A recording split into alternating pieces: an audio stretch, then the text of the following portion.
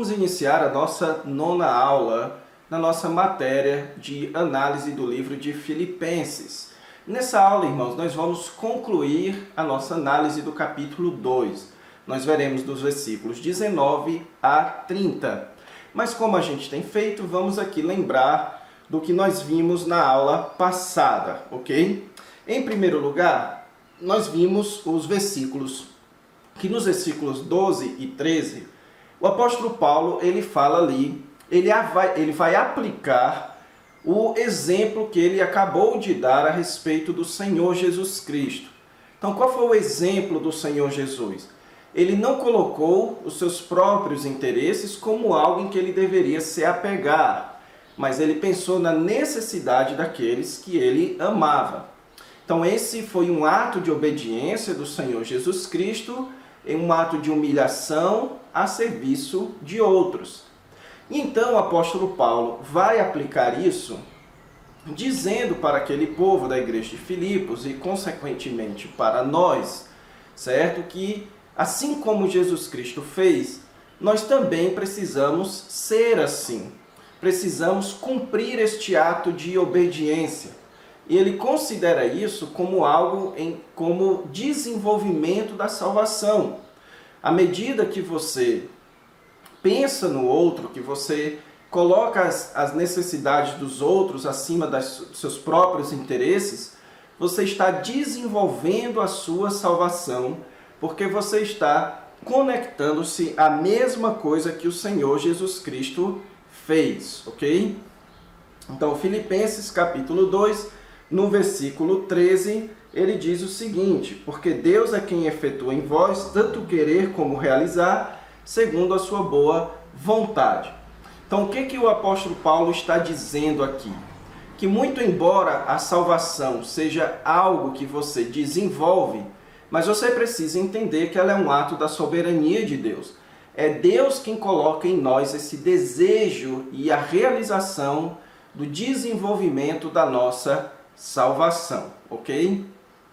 Depois, então, dos versículos 14 até o 18, o apóstolo Paulo dá então algumas razões para nós buscarmos a unidade na igreja. Veja que ele coloca essa questão da unidade agora, no versículo 14, como fazei tudo sem murmurações ou contenda. Então ele mostra que a necessidade de unidade estampada na ideia de não reclamarmos uns dos outros e nem causarmos divisões, partidarismo, contenda um contra os outros dentro da igreja. Então ele dá basicamente 3 razões. A primeira delas é que a unidade é o cumprimento da nossa vocação como igreja. Deus nos chamou para sermos filhos de Deus santos no meio de uma geração rebelde e corrupta. Então nós precisamos nos unir para cumprirmos a nossa vocação. Precisamos ser obedientes, pensar no interesse dos outros acima dos nossos, para cumprirmos a nossa vocação, ao contrário do que fez Israel. Em segundo lugar, o apóstolo Paulo também coloca aqui a razão de nos associarmos com ele, com o apóstolo Paulo, para que o seu trabalho não se torne em vão. E em terceiro lugar, também para que nós nos alegremos com isso, certo? Então ele diz no versículo 18, assim vós também pela mesma razão alegrai-vos e congratulai-vos comigo, ok? Então, para que nós nos unamos ao apóstolo Paulo no sucesso da sua obra, ok? Então, basicamente foram essas as razões. Agora então nós vamos ver o restante do capítulo 2, dos versículos 19 até o 30, tá bom? Então vamos aqui para o esboço da nossa sessão. Ok, irmãos, então veja aqui no esboço da nossa sessão que nós já vimos então todo o capítulo 1 e o capítulo 2 ele é dividido em 2 partes. Na verdade é um capítulo onde o apóstolo Paulo vai centralizar em exemplos, ok? No final do capítulo 1, ele cita bastante o seu exemplo. Na verdade, em todo o capítulo 1, ele cita muito o seu exemplo, as suas circunstâncias. Mas agora a partir do final do capítulo 1, ele vai centrar-se nas circunstâncias dos filipenses. E ele então coloca como centro dessa questão da vida cristã ali, que ele vai tratar, a questão da unidade.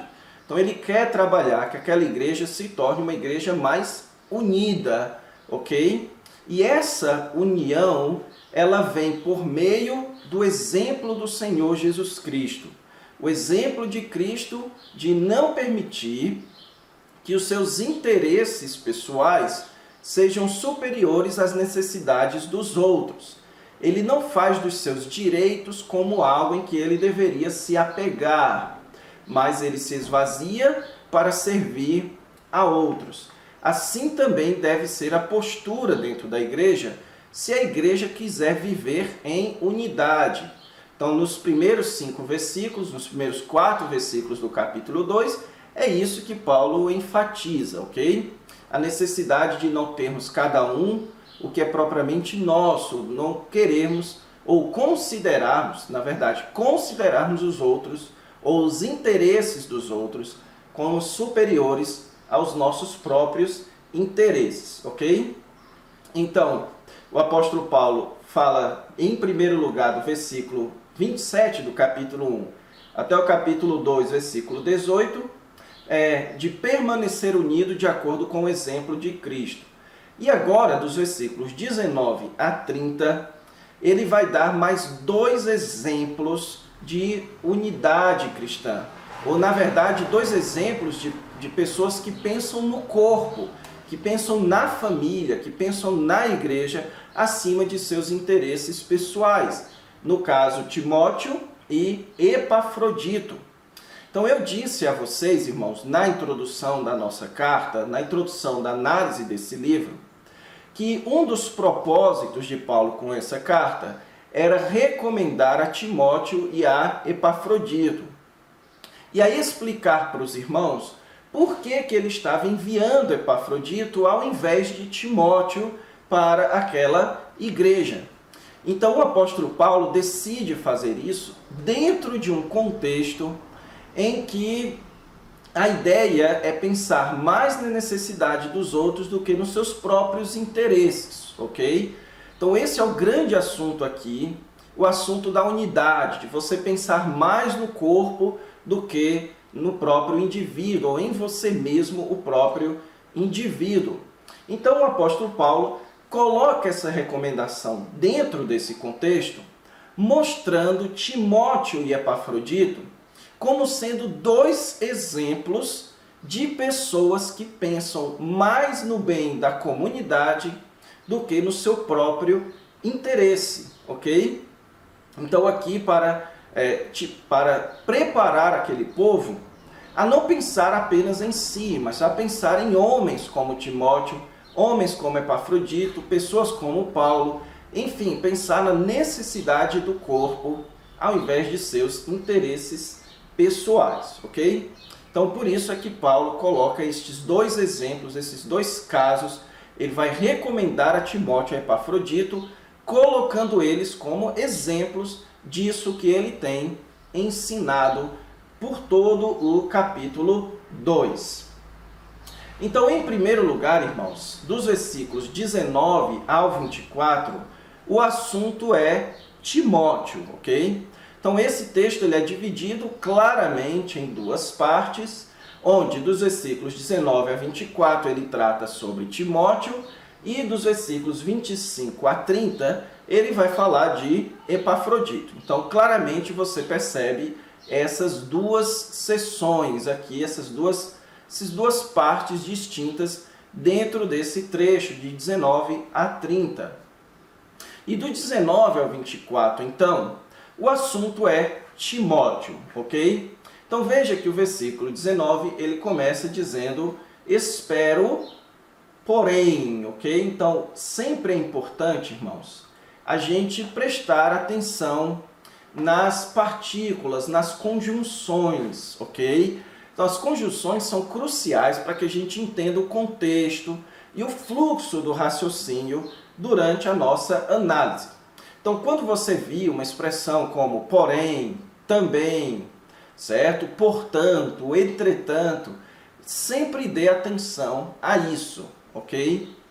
Então, por exemplo, o texto mais famoso da Bíblia, porque Deus amou ao mundo, ele começa com um porquê. Então, ele começa com uma conjunção de explicação. Então, ele está explicando algo. Sendo assim, o versículo 16 não pode ser entendido a parte do que ele disse no versículo 15. Então, eu estou chamando a sua atenção, certo? Para que quando você fizer a sua análise, suas pregações, você sempre preste atenção nas conjunções, ok? Então, por que o apóstolo Paulo diz aqui, espero, porém? Então, se você olhar no texto de Filipenses, Filipenses capítulo 2, no versículo 18, ele diz o seguinte, versículo 17, entretanto, mesmo que seja eu oferecido por libação sobre o sacrifício e serviço da vossa fé, alegro-me e com todos vós me congratulo. Assim, vós também, pela mesma razão, alegrai-vos e congratulai-vos comigo. Então veja que o apóstolo Paulo, ele estava falando, mencionando aqui a possibilidade da sua morte, ok? Então, quando ele diz, espero, porém, enviar a Timóteo o mais breve possível, então aqui ele está no contexto de alegria, certo? Ele chama os seus leitores a se alegrarem com ele, mesmo diante da possibilidade da morte, e então ele vai agora continuar chamando eles a essa alegria. Só que esse chamado de Paulo a se alegrar, ele é um tanto quanto interessante, porque pelo contexto aqui, irmãos, parece, vocês vão notar, que o povo de Filipos, eles estavam esperando que Timóteo fosse enviado e Epafrodito ficasse com Paulo em Roma. E o apóstolo Paulo, então, vai reverter o papel. Ele vai enviar Epafrodito de volta para Filipos e ficar com Timóteo em Roma. Então, o apóstolo Paulo coloca aqui dentro do contexto de alegria para que o povo de Filipos não se entristecesse com isso, mas se alegrassem com Paulo naquilo que iria alegrar o apóstolo Paulo durante a sua prisão na cidade de Roma. Por isso é que Paulo diz, espero, porém, no Senhor Jesus, mandar-vos Timóteo o mais breve possível. Então, a ideia aqui dessa expressão, o mais breve possível, não é, irmãos, o mais rápido possível, porque ele aqui está dizendo que vai reter Timóteo em Roma. A ideia aqui que Paulo está dizendo é que Timóteo não está podendo ir agora para Filipos, ok? Então ele explica a razão, a fim de que eu me sinta animado também, tendo conhecimento da vossa situação. Então o que Paulo está dizendo aqui? Que ele espera enviar Timóteo para que ele conheça a situação ou fique sabendo da situação do povo da igreja de Filipos, ok? Porém, o versículo 23 vai mostrar que ele não vai fazer isso agora, até ele ficar sabendo da sua situação. Ele diz, este é quem espero enviar, tão logo tenha eu visto a minha situação. Então aqui ele delimita o breve que ele está falando, ok? Então que breve é esse?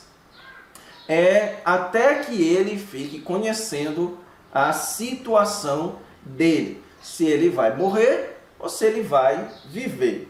Então, quando ele soubesse da sua sentença, ele enviaria Timóteo para Filipos, para depois Timóteo retornar e comunicá-lo da situação da igreja de Filipos, ok?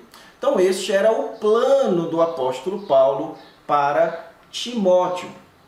Só, irmãos, que Timóteo, certo, era quem estava sendo esperado pelo povo de Filipos para ser enviado imediatamente, ok?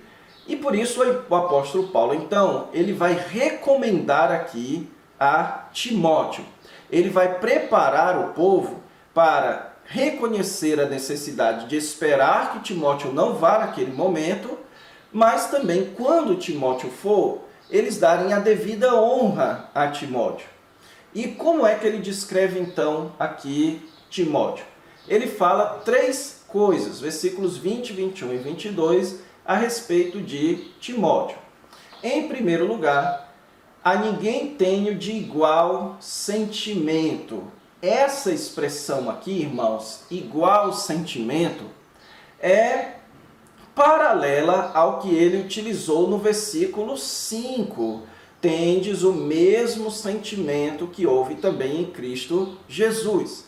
A ideia de igual sentimento é uma ideia de unidade de pensamento, unidade de atitude. E a atitude de Timóteo, então, era a mesma do apóstolo Paulo, que sinceramente cuide dos vossos interesses. Então note aqui o que é que o apóstolo Paulo está dizendo. Ele está dizendo que Timóteo, assim como ele, são pessoas que pensam mais nos interesses da igreja de Filipos do que nos seus próprios interesses. Então a igreja de Filipos não deveria pensar que Paulo e Timóteo estavam pensando só em si e não na igreja. Eles deveriam pensar o contrário disso. Paulo não conhece ninguém que, assim como Paulo, também pense mais no interesse das igrejas ou da igreja de Filipos do que nos seus próprios interesses, ok? Então é esse primeira razão porque Paulo quer preparar aquela igreja para esperar um pouco mais para receber Timóteo. Timóteo pensa mais no interesse da igreja e não no seu próprio. Versículo 21, pois todos eles buscam o que é seu próprio, não o que é de Cristo Jesus. Então note aqui, irmãos, um claríssimo paralelo desse texto com o texto do capítulo 2, do versículo 1 até o final do versículo 11, quando ele usa o exemplo de Cristo. Então note que existe um claro paralelo aqui. Qual é o paralelo? O apóstolo Paulo, ele mostra para a igreja a necessidade deles não pensarem propriamente no que é seu, que cada um não pense no que é seu, mas pense no que é do outro. E ele usa o exemplo de Cristo, ou seja, não haja de acordo com seus interesses, haja como Cristo agiu, pense no interesse do Senhor Jesus Cristo. Então o apóstolo Paulo aqui, irmãos, nos diz que durante a sua prisão em Roma, havia Timóteo como aquele que ele mais confiava, pensando no interesse do povo de Filipos. Ele menciona aqui todos eles, que não nos deixa claro, que nós não sabemos com clareza quem são eles que o apóstolo Paulo está pensando. Provavelmente aqui, irmãos, se refira a outros líderes dentro, ou outros mestres, outros parceiros, entre aspas, do apóstolo Paulo, que estavam ali na cidade de Roma, ok?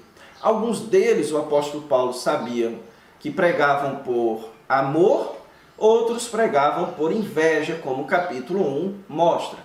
Então ele diz aqui, certo, que todos esses que buscam, que pregam por inveja, eles não pensam no interesse da igreja de Filipos, eles pensam em seus próprios interesses. Que Timóteo ele confia, em Timóteo ele confia que busque mais o interesse da igreja do que o seu próprio interesse.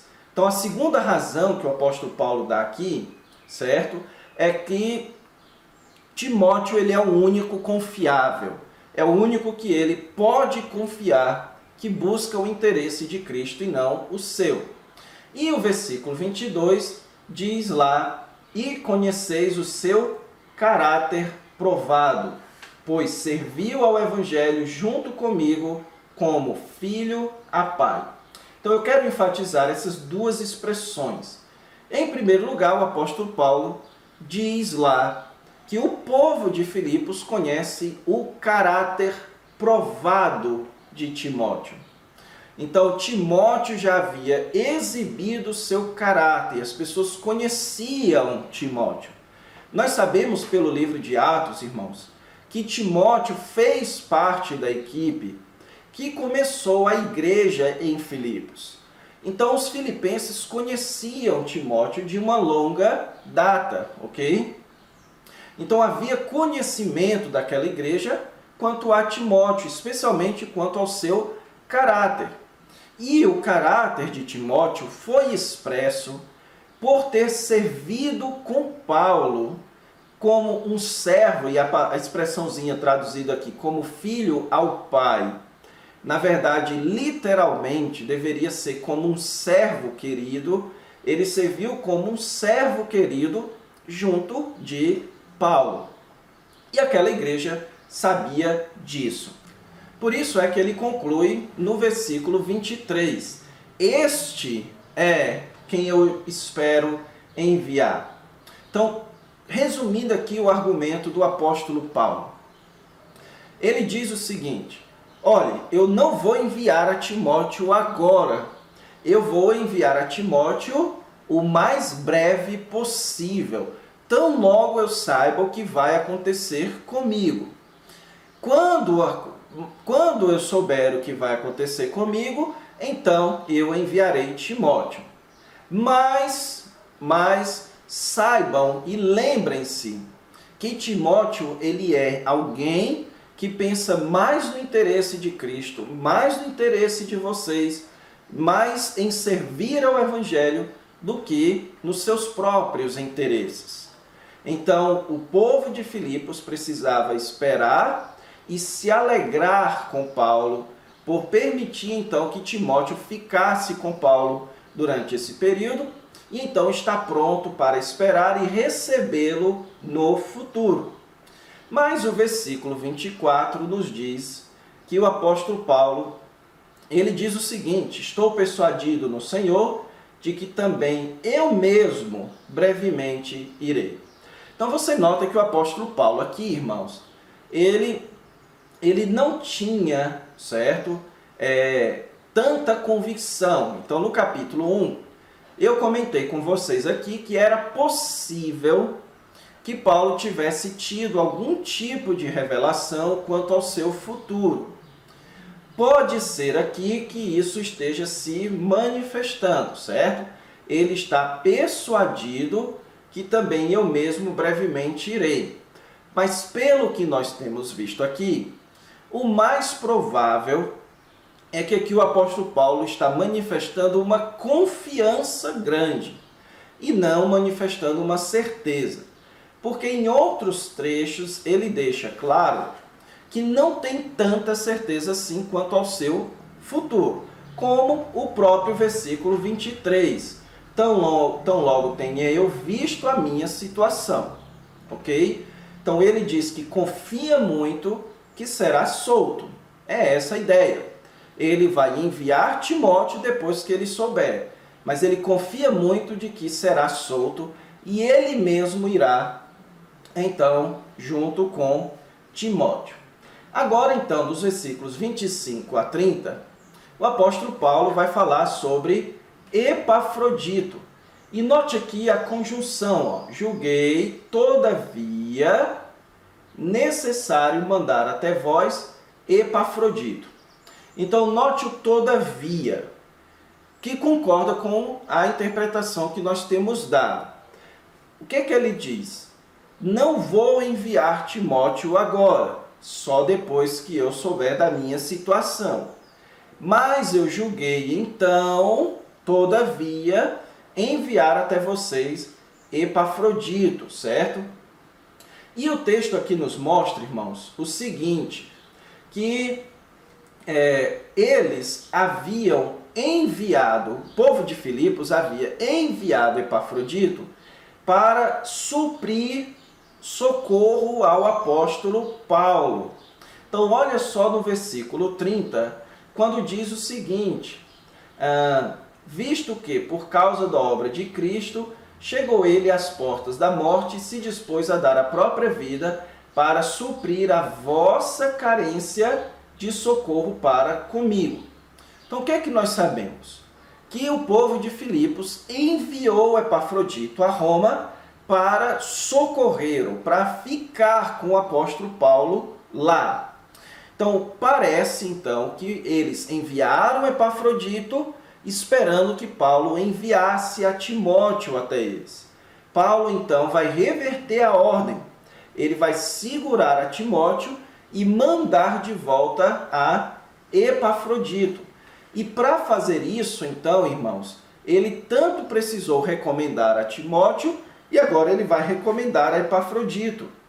E ele vai mostrar a Epafrodito como também demonstrando o mesmo sentimento que houve em Cristo Jesus.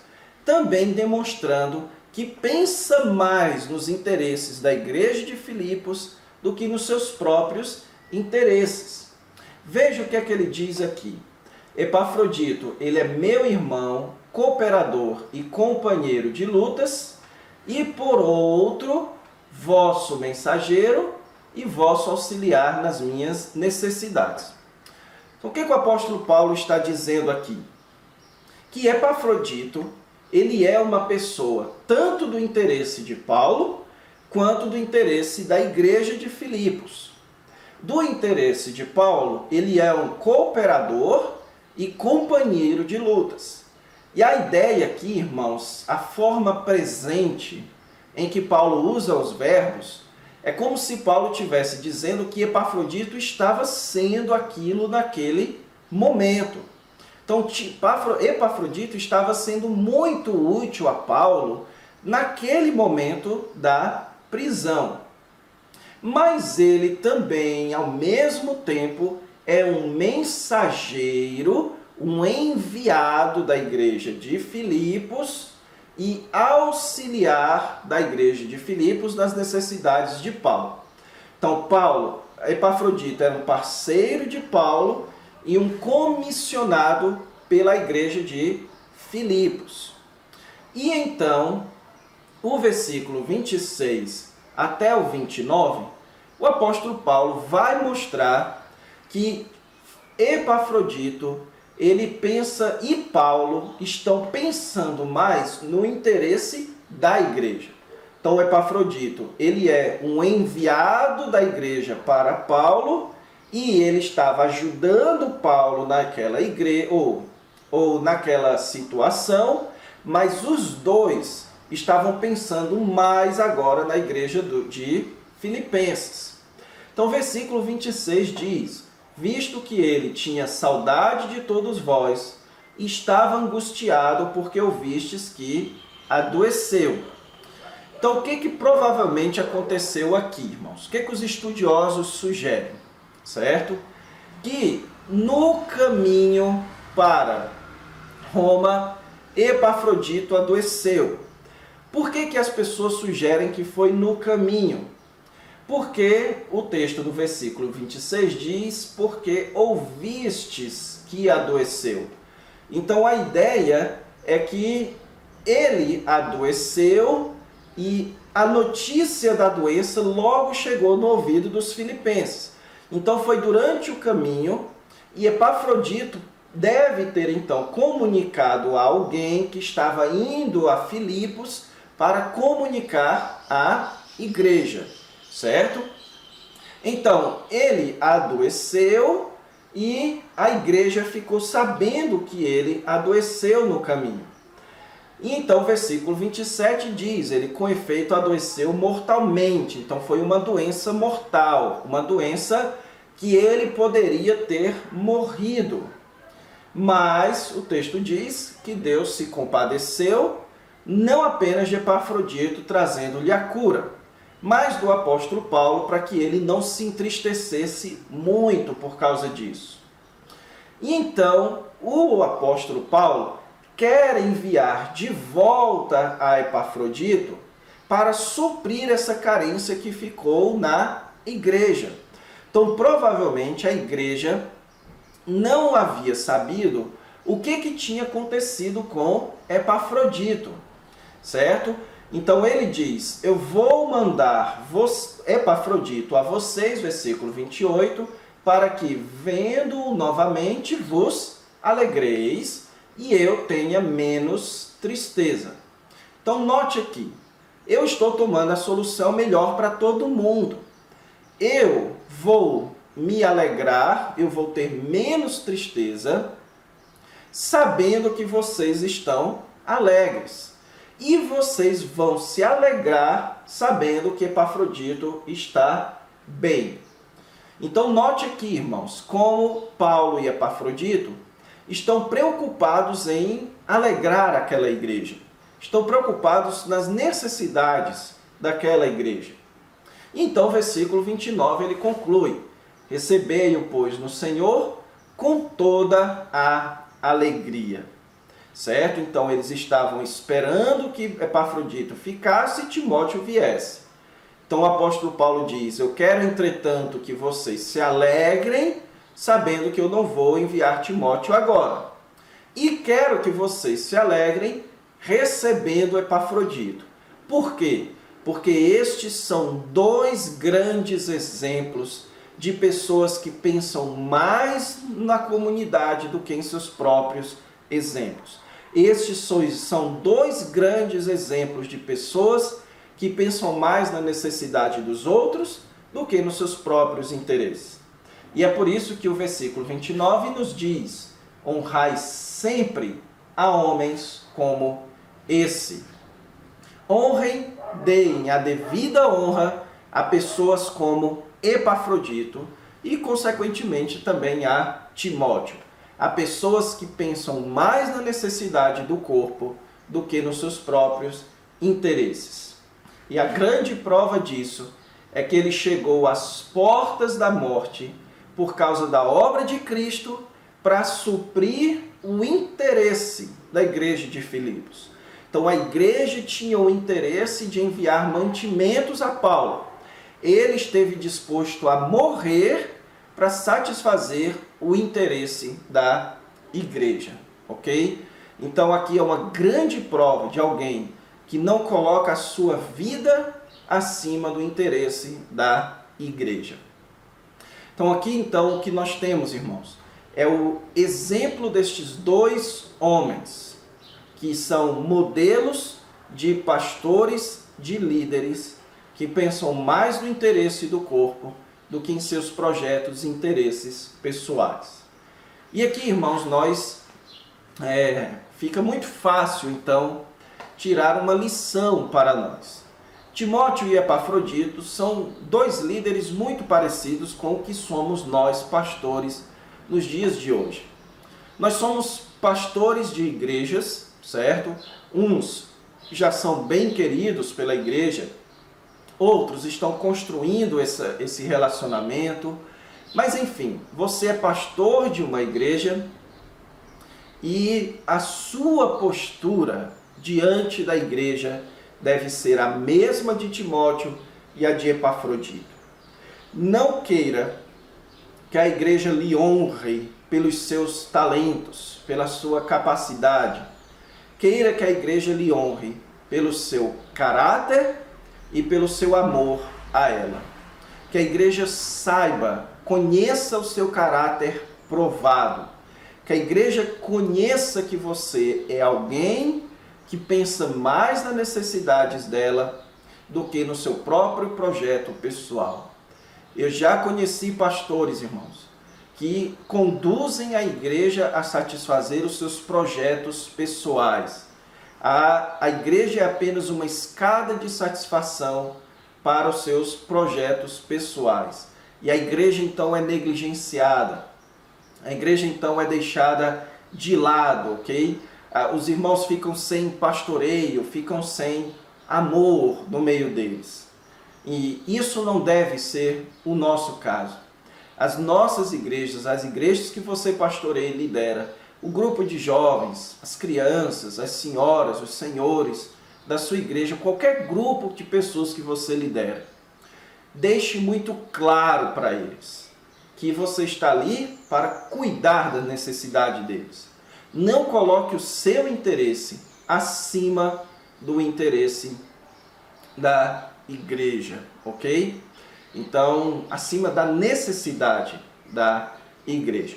Então, essa é a grande lição e com isso nós vamos encerrar aqui a nossa aula. Então, na próxima aula vamos começar o capítulo 3 do livro de Filipenses. Então, fiquem com Deus. Até lá!